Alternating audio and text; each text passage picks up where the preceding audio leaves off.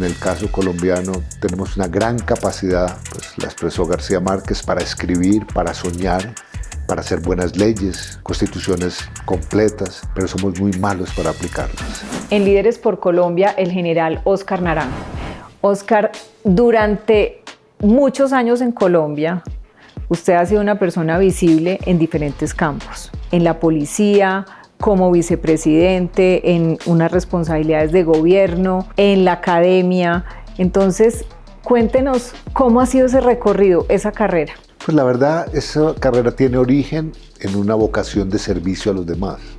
Siendo yo muy joven, decidí que me dedicaría a servir, desde lo público, desde lo privado.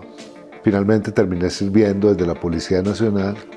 Ahí hice carrera 38 años y después de eso estimé que era conveniente compartir esas experiencias vinculándome a la universidad y por eso me fui al Tecnológico de Monterrey. Estando allí hubo un paréntesis y me fui como negociador plenipotenciario a La Habana.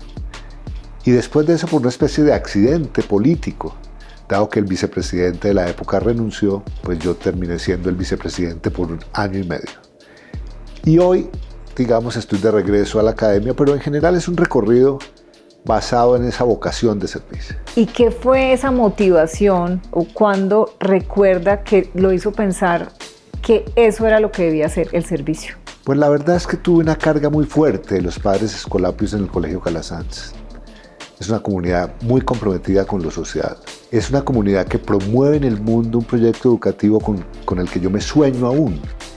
Y es que en un aula de clases estábamos niños y jóvenes de muy distintos sectores de la sociedad y de muy diversos estratos. El Colegio Calasanz quedaba en la calle 100 con autopista y por lo tanto en mi salón de clase estaban los que vivían al oriente, es decir, del barrio El Chicó, gente muy pudiente. Estaban los que vivíamos en la Castellana, en Santa Margarita, clase media. Pero estaban también los niños de barrios en ese momento, como Río Negro, etc. Y era una amalgama que realmente nos permitía tolerarnos, respetarnos, entendernos y saber que todos tenemos los mismos derechos y oportunidades. ¿Y qué aprendizajes recuerda más? A mí me impresionó mucho que más allá de enfoques ideológicos, políticos, la Iglesia mostró a partir del Vaticano II una preocupación muy grande por romper las brechas de inequidad, por luchar contra la pobreza y particularmente por defender la dignidad, en el entendido de que todos somos iguales y nacemos con esa dignidad y no nos la pueden arrebatar. Eso fue lo que me cautivó a mí a pensar que yo no estaba hecho para ser empresario ni para irme a una carrera en lo privado, sino que estaría dedicado a servir desde lo público. Ahí encontró la vocación. Ahí encontré la vocación. Y en esa carrera, si nos remontamos a años atrás, ¿cuáles obstáculos han sido duros y difíciles y logró superar? Cuando ingresé a la Policía Nacional lo hice de manera bastante romántica, pensando en el deber ser de un policía de una nación en paz, sin narcotráfico, sin terrorismo. Policía dedicado a la prevención, a generar tejido social de convivencia. Y tristemente tengo que decir que el primer obstáculo es que el país comienza casi simultáneamente en esas épocas, a finales de los 70, una carrera alrededor de la violencia constituida por el cartel de Cali, por el cartel de Medellín, por las guerrillas. Y tengo que decir que mis casi 40 años coinciden con la época más dramática de violencia. Hubo un día en particular donde sentí un poco desfallecer, donde pensé que nos quedábamos sin horizonte, sin futuro.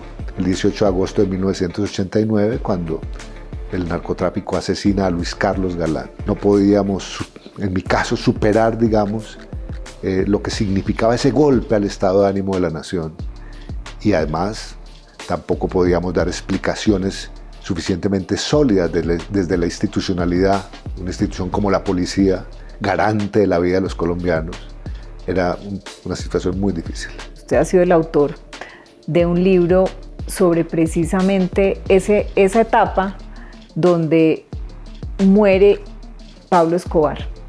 ¿Cómo vivió esos momentos y qué recuerda de esas épocas complejas? Ese libro sobre el derrumbe de Pablo Escobar no pretende rescatar ni reeditar la memoria de un criminal que hizo tanto daño.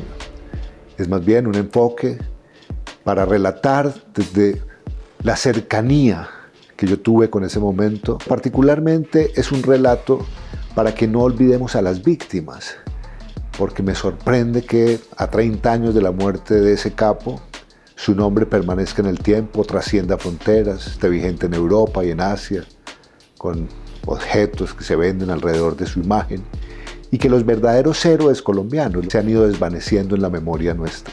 Rescatar la idea de que las víctimas del narcotráfico son víctimas que invisibilizamos, que no las quisimos atender o no las atendimos y que simplemente sobrevivieron sin la ayuda de una sociedad y de un Estado que las acompañara. ¿Y qué más se puede hacer para generar conciencia en ese tema específico? Trabajar por la reconciliación me parece que es un pendiente de nuestra sociedad. Es probable que no nos perdonemos, pero es posible que nos reconciliemos. Uno no puede pensar que 50 años o 60 de violencia se olvidan y se perdona, pero sí es posible trabajar en reconciliación. Y de otro lado, yo creo que hay también un déficit, yo diría cultural, político, alrededor de una narrativa que no ha sido suficientemente consistente y sólida para contrarrestar las narrativas que surgen de estos mitos criminales. La historia parecen habernosla impuesto a ellos, la narrativa es la de ellos, pero la narrativa institucional alrededor de valores, de principios, del rescate de funcionarios y particulares que fueron sacrificados en esa confrontación no ha tenido la fuerza necesaria. Y me parece que estos libros que hay que escribir sobre la violencia nuestra deberían estar encaminados a que haya una narrativa que contribuya a reconciliarnos, que contribuya a elevar la voz de las víctimas. Y en términos precisamente de ese ambiente y de la posibilidad de paz y reconciliación, ¿qué papel juega la educación, donde usted también es partícipe y gran actor en este campo?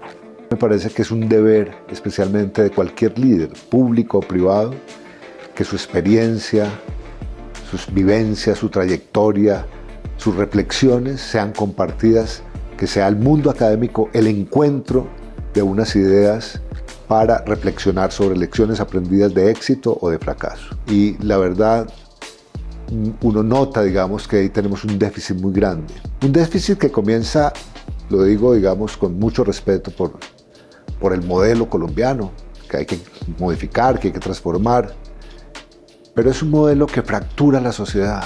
No puede ser que haya un modelo que se fracture y que no se complemente. Creo que la educación tiene que converger a unas capacidades de educación pública y privada que estén en equilibrio y que en vez de cerrar oportunidades las abran. Y por otro lado, yo creo que la educación no es solamente, digamos, como la apropiación de conocimiento. Ahí me parece que estamos también lejos. Yo creo que tiene que ver mucho con la apropiación y el fortalecimiento de valores, del conocimiento de la propia historia que se ha abandonado tanto, del conocimiento incluso del sistema político, de lo que significa para el ser humano la política. El ser humano es un ser político y tiene que aprender a ejercer esas competencias de ciudadano, aunque no sea un político electoral. Óscar, y en ese rol de abuelo, ¿qué es ese país que se sueña para las nietas? Sandra, tengo que decir que ahora que soy abuelo, tengo 3 nietas, siento una dicha enorme, digamos, hay un amor que realmente llega a ser sublime alrededor de las nietas, pero al mismo tiempo ha crecido mi preocupación y un poco mi impotencia de qué país, de qué sociedad le estamos heredando a esas niñas, a esos jóvenes, a quienes han nacido, a quienes están por nacer. Cuando pienso cómo le transmito a mis nietas que habrá futuro, llego a pensar que me quedo sin herramientas, sin palabras, frente a una situación de un mundo globalizado, compulsionado, de una sociedad nuestra que todavía no termina por entenderse, por hacer de la Constitución el deber ser permanente y cotidiano que se ejerza. Llego a pensar, digamos, que en el caso colombiano tenemos una gran capacidad, pues la expresó García Márquez, para escribir, para soñar, para hacer buenas leyes, constituciones completas, pero somos muy malos para aplicarlas. Entonces yo creo hoy trabajar por el futuro, hoy decirle a los jóvenes que ejercen liderazgo, que tienen voz, que se expresan por las redes sociales con esa fuerza, que más que hacer llamados a visiones apocalípticas, fatalistas, hay que crear confianza en el futuro. Digo que un buen líder es un líder que reconoce el pasado, no lo niega, aprende de él lecciones de éxito o de fracaso. Un buen líder es el que está comprometido con el presente para transformar el presente, pero que un muy buen líder es el que, basado en el pasado, comprometido con el presente, crea confianza en el futuro.